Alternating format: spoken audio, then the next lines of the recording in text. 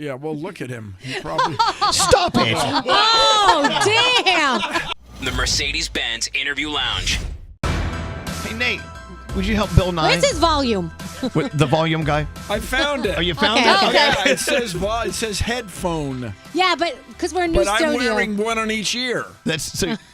So is that a headphone or headphones? Oh no! This is gonna I'm be. asking. I'm not. You guys are radio professionals. Some of you. Remember last time you were here? We were talking about the pots on the board. Pots. We love pots. But Potentiometers. Potentiometers. And we have them here. But That's did you know? very British, isn't it? The potentiometer. You mean a resistor? You mean a slider thing? It's all the same thing. Yes, slider thing may not catch on. I got it. But pots did. These boards we're using, they actually have been catching on fire of late. So if you see smoke, that's what after we moved here. Yes. Yeah, it's all new. We downgraded. Yeah, good idea. I know. So Bill Nye is here. We're here to talk him into doing another season of The End Is Nigh. We're going to get to that in a moment. Now, this is a reason to celebrate. I'll tell you why.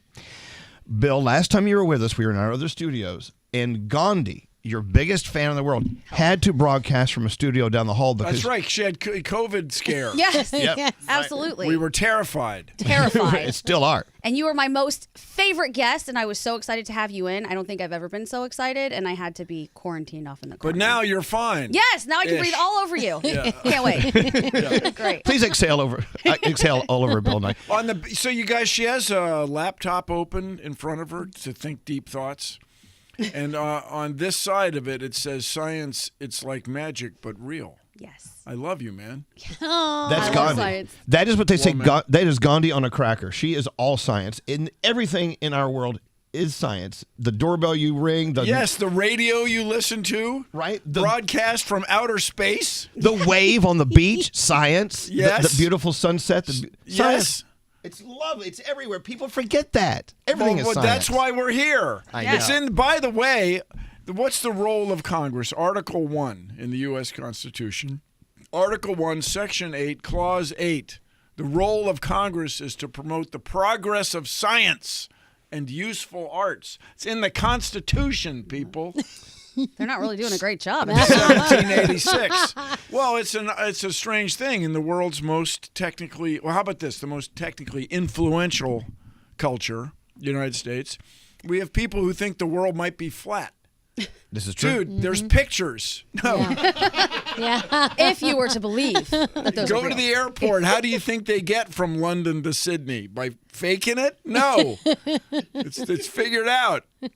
Back to you. Bill. Hey, we watched all of your episodes. I believe I watched all of the There's episodes. 6 of them. End of Nigh. And I still think my favorite scene is you in the car trying to outrun the lava from The pyroclastic death cloud? Yes. You seem to be in a great mood knowing you're about to meet your maker. Well, we are television performers, and also, some of that's not real. What? Stop it. Get out. However, the premise, the idea is quite real. The 6 things we had go horribly wrong are quite possible. Do you know all 6 by heart? Yeah, I was one of the writers, yeah. And I look like nobody. I'm on strike today. So I'm not writing anything That's down. right. We forget Bill Nye is a writer. Heck of these yes. shows. I'm WGA, and I'm SAG, Screen Actors Guild. I'm both. I'm in 2 unions, people. But you can still tell us what the 6 ways Yeah, that we're going from to die. memory. Yes. Okay. So the first one, we have these 5 hurricanes around the world at the same time, which we had the climate scientists right here in New York City, GISS, Goddard Institute for Space Studies. This is one of their fears, that you'd get this system of 5 storms all at the same time.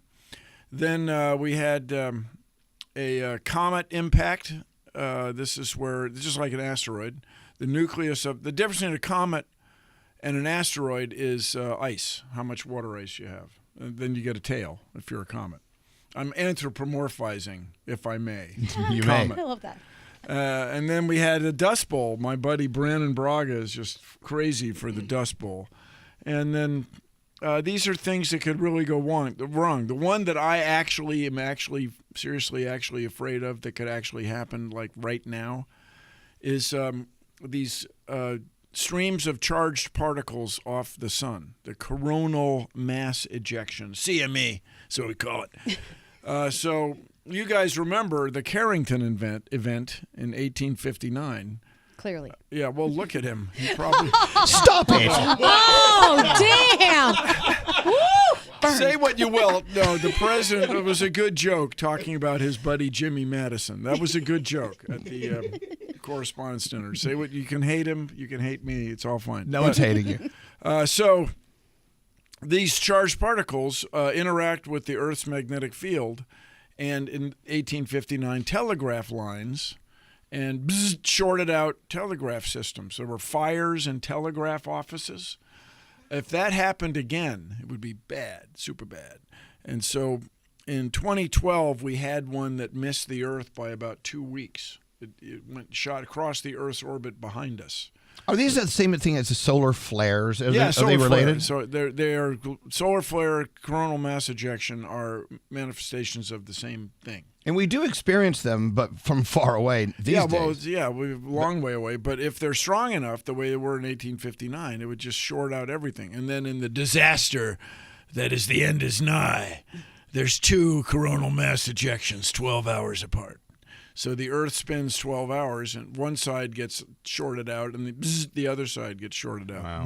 It would really be bad. Everything would turn off. So you could run in circles screaming, ah! Or we could plan for this and shield the key, especially these key transformers, so that when these things came through, these charged particles, it wouldn't turn off the electrical grid. You may remember Texas turned off couple years ago because of bad management of the grid, electrical grid. And so we don't want that to happen again, people. See, everything you've mentioned so far, Bill, has been, we assume, from Mother Nature. But it's how we survive these things is totally up to us. And That's you're, right. And Now you got hear it. Yes. You're saying we need to be preparing for these things. Yes. That's your headline. That's my headline. And co-line, headwise, is this, you guys, takes investment. Like a regular citizen living in New Rochelle or some exotic place doesn't have the means to shield the transformer on the utility pole outside his or her house. Like this takes, I hate to use the word, I'm sorry, tax dollars. Everyone shut us off. You don't mean it. No, government should be so small you can't see it. And then electricity shows up by magic. That's the way it ought to be. Should be. Yeah. Anyway, so I guess this is on my mind because we're on strike because the Writers Guild would like to redistribute wealth. Oh, okay. Look, this writer strike is pissing off a lot of people. Well, yeah, I'm not crazy about it. Yeah, I know. So there. I want to see. Thanks, Bill. But I mean, if the writer strike will end one day, Bill. So the end is nigh. Could we see another season of the end is nigh? Because we would love that. Well, talk to the man who is a woman, whether or not they want to renew the show. I mean, I think it's great, the greatest thing ever done on television. I almost agree. But I'm really glad you guys watched it. So we are hopeful for a second season. And we have some big ideas for the next 6 disasters. We've got more disasters we haven't even scratched the surface on. Well, there's a lot of things can go wrong when you have this many people, humans, living on Earth, so dependent on technologies and for food. A lot of stuff could go wrong. Yes, back to you. So speaking of technologies, do you think there's any chance that AI and the way it's growing could actually be the next End Is Nigh? Perhaps. I knew it. We have to kill them all, right? We have to kill them. Kill what? All the AI. No, no. So, like, to get up here, what floor are we on? 6. 6th floor. Somebody walks up to the elevator, says, I want to go to the 6th floor, touches the screen, and then the system picks which elevator to take us to the 6th floor, even though there's a bank of, 8 elevators? Mm-hmm. So it picks the right one to make the most efficient trip from the 1st floor to the 6th floor. And there's That's your AI. artificial intelligence. everybody. I'd be okay giving that up if the robots didn't take over and kill us. Yeah, but keep in mind, have you ever traveled in Africa or someplace? Yes. There's no electricity. Like, AI ain't killing anybody there, okay? So if we kill ourselves in the developed world with artificial intelligence, that's, as they say, on us. So it's us and lack of regulation.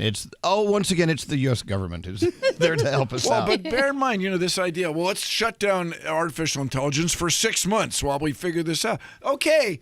That's not what's happening on the other side of the world. They're not slowing down, no nothing, employing a double negative for comedic effect. So,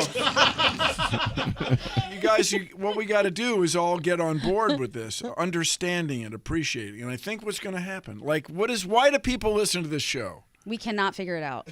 For the life of us. No, because they're live humans talking, right? This, to artificially intelligize this thing I'm sure is possible, but it would not have the same flavor. It wouldn't, but they are doing it. It is being done as we speak. So I think live events are going to be more popular in the coming years. Yeah, that people will want to go see the concert and see the person. So you're saying that part of AI will actually backfire and be for our betterment. It'll be good for people to go, no. I deserve better than this computer talking to me. I deserve a human being talking to me. Well, or you'll get more of a human reaction if you talk to humans. But so right now, I think, when you see these poems that are created by artificial intelligence and these responses to email, they work well enough, but you can still tell it's artificially generated. But I think in 6 months, it'll be hard to tell. And what about aliens? We've been hearing so much about signals from outer space and radio signals. I'm crazy for signals from outer space. So what do you think? Obviously they're out there. Do you think obviously. Obviously. But do you think we're ever going to encounter them, or have we already? So encounter them how? How do we encounter them? I don't know. You tell me. I'll tell you. Meeting somebody from another star system is very, very unlikely because things are so fantastically far apart. It's really hard to imagine how far apart things are in space. But radio signals, something like we're producing right here, they seem to bounce all over the universe. If we got a signal that sounded like the Elvis Duran show from another star system, my God. Crazy. Do you think it's a good idea or a bad idea for us to send those out, though? For us to say, hey, this is where we are. You guys were doing it. Yeah. Oh, that's true. Yeah. So this was the thing. Our good friend Stephen Hawking, everybody loved him. We shouldn't be sending out signals because they'll find us. Too late, dude. All we do is broadcast stuff into outer space. And if that's all aliens want to do is come here and trash Earth, there's nothing we're way ahead, first of all. But the other thing, there's no stopping them. I mean, if they have technology that can get across the galaxy, heavens. So this is nothing we should be worrying about. That one I wouldn't worry about. But another cool and interesting thing, we should, in my opinion, which as you realize is correct, we should. It is.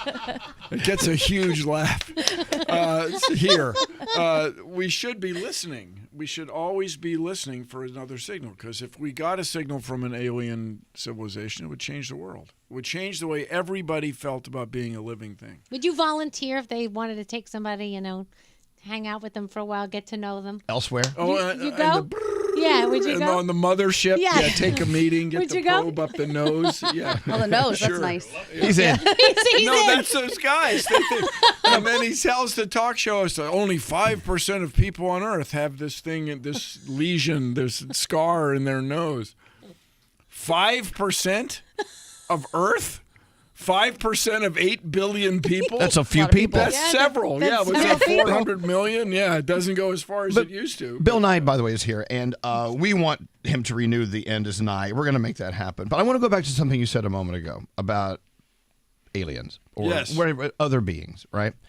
You said, look, you know what? We could. It will change the way each and every one of us feels about being here and being in relation to other beings elsewhere. But you see, as we are so divided on this planet as far as feelings about this and that, some people will be great with it, like Gandhi. Some people will turn it into a crap show. Anyway, So what do you want to do about it if I don't the know. signal shows up? Run in circles screaming. we No. need an Let's- education system to get us ready. Yes, well, so Prepare us. So, and I say all the time, it's not like we would start driving in the U.S. on the left side of the street, like if we got a signal from another civilization. It would just give everybody pause for thought.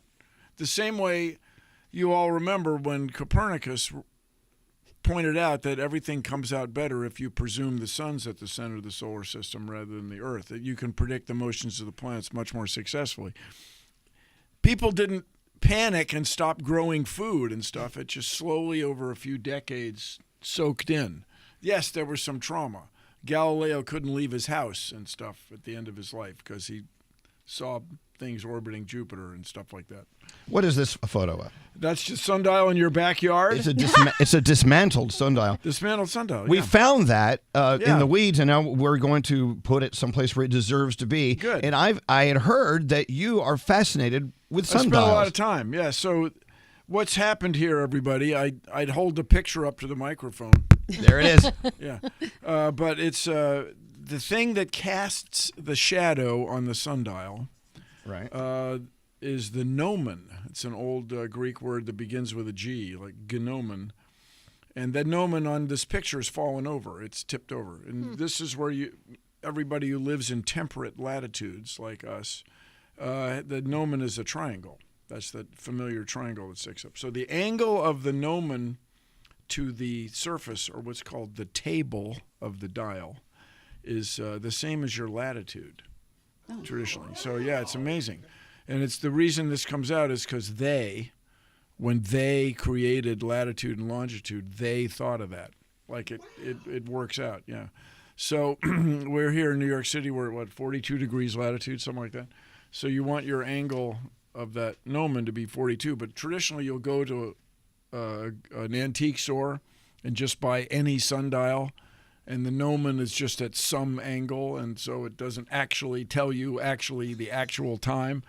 But then there's geometry that determines the angle of all those hour lines on the table. We're resetting it right now. We're moving it. So what are you doing next Wednesday? So it's not that big a deal. Set the triangle up and have it point north, due north. Oh, That's it. That's it. That's it. I was fascinated when we found it. I felt like I had. It's good looking. It's got copper patina. It's that green copper. You know, you guys. Radio is the most visual medium. Yes. It's a stone disc with some copper things that must be the numbers, Roman numbers and numerals, and then it has the triangle. Which is tipped over, lying on it, and there's a sun symbol there in the middle, which I imagine is art. So everything that's on the table, everything that's on the surface of the dial that is not for timekeeping is called its furniture. It is. It's decorative. Well, it's called the furniture. Right. The furniture of the dial. Now, traditionally, sundials also have a motto. Should give you something to think about. Oh. Okay. Aliens are coming would be a good one. For sure. But What's the sundial motto? well, it's very traditional. Say, I only count the sunny hours. That's a pretty. Well, I see. But let's talk some more about me. Okay. Let's talk about dinosaurs. No. Before we do, so I'm not saying you're a dinosaur. I didn't mean that. That's not what I meant. That's By not the what way, I said. dinosaurs are still with us. You guys made jokes about birds. Those are literally descendant. They're the same family tree. They're dinosaurs. Now, wait. Mm-hmm. So sending missions to Mars, spacecraft to Mars. 1976, Voyager spacecraft landed on Mars, and for a couple days or a day, they got the colors wrong. The camera's been calibrated on Earth. They got to Mars, and everything came out too pink. They even coined a word, over-pinking. You know, over-pinking, like you at the hair salon or something. Right. So they didn't Why are you want looking that at to Daniel's happen. hair? Hey. And because the Planetary Society was formed in response to there wasn't a follow-on mission for 20 years, they didn't want to have this problem again. So they set a post, a little aluminum stick on the spacecraft, the Sojourner spacecraft, in 1997 to cast a shadow. Now, you may not have ever done this, but you will now. You go outside on a sunny day, as we're planning to have here in New York. And thank you for that. I You're know welcome. You get behind in your emails sometimes, but thank you for the nice weather. And so look at the shadow on something white, like this white shirt I'm wearing, a serviette from a coffee purveyor, something like that. And you'll see the shadow is gray. Fine, it's gray. But it's also a little bit blue. And everybody who's got able-bodied, who has eyesight, can tell the difference between room light and daylight. But many of us cannot say why they look different, the room light versus daylight. And a lot of it is the blue that comes from Earth's sky. So when you look at a shadow on Earth on a white piece of paper on a sunny day, you'll see that the shadow is a little bit blue. Well, on Mars, they're a little bit orange. So I was in a meeting at my beloved Cornell University about the next missions after Sojourner, which were going to be the Spirit and Opportunity rovers. Has anybody seen the movie Oppie? No. The documentary about Opportunity rover. Oh, it's so wonderful. You'll cry at the end. It's so great. Anyways, in the meeting, they got the post, the photometric calibration target, and my dad was, you think you got problems? My dad was a prisoner of war for 4 years in World War II. And he became interested in sundials. This is where this whole thing came from. Wow. So I'm in this meeting. They got the metal stick sticking up on this engineering drawing. And I worked at Boeing. You're never supposed to add weight to a spacecraft. Oh, my goodness, this is evil. You're sending a metal stick all the way to Mars just to make us. Yes, we must have this. I paraphrase. Yeah, Bill, we need to have the sticks. We got to make that into a sundial. So I was not the first guy to suggest that we make these things into sundials, but apparently I was the first guy jumping up and down, just so excited about it. It'll be like people who speak Klingon or something, except it'll be real.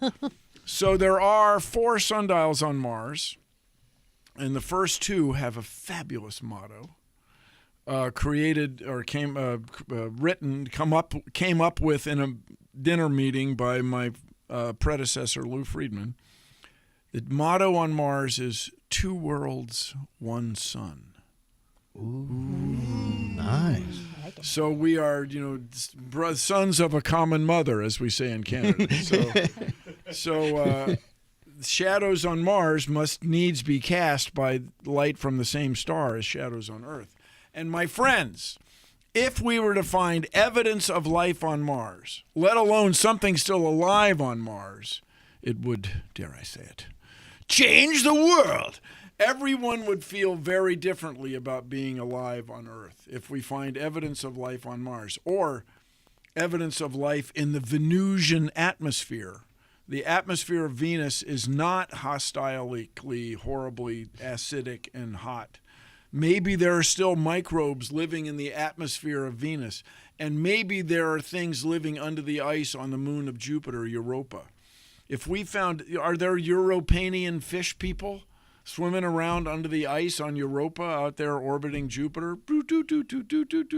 Do they have jokes about the icy sky? This could be a game changer. Well, it would just be something else, When you have seawater for 4.5 billion years, who knows what's going on out there? Wow. Well worth a very small investment of your tax dollars. Yes, we have problems here on Earth, but as you may know, I have a day job that does not involve the Writers Guild. I'm the head of the Planetary Society, the world's largest non-governmental space interest organization, advancing space science and exploration so that citizens of Earth will know the cosmos and our place within it. Check us out at planetary.org. We now have an app you can have on your phone.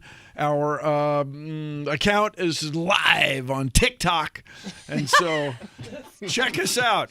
I love that. We advocate for space missions because space brings out the best in us. We solve problems that have never been solved before. Back to you. We have time for one more question. I know you have a list. We still have time after all that. We really don't. Okay. But we will make time because this is important. Gandhi, go. Yes. I'm going to do this one for Nate. We have questions about the dinosaurs. How Yes. do we know that they look like what scientists are telling us they look like? We do our best. So when I was young, dinosaurs did not have feathers. Right. Ancient dinosaurs. So people have looked at it really, really carefully with these extraordinary microscopes and seen the little feather holders. What are those? They have a great name. Ferrules? Something like that.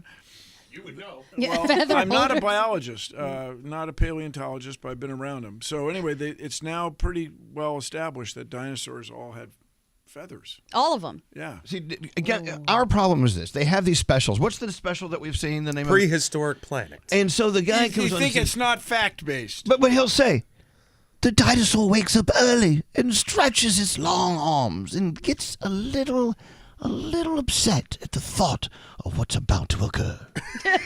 How the hell do they know that? Storytelling. Somebody wrote it from the Writers Guild. Actually, on Discovery Channel, maybe not. That's one of the things. Oh, boy.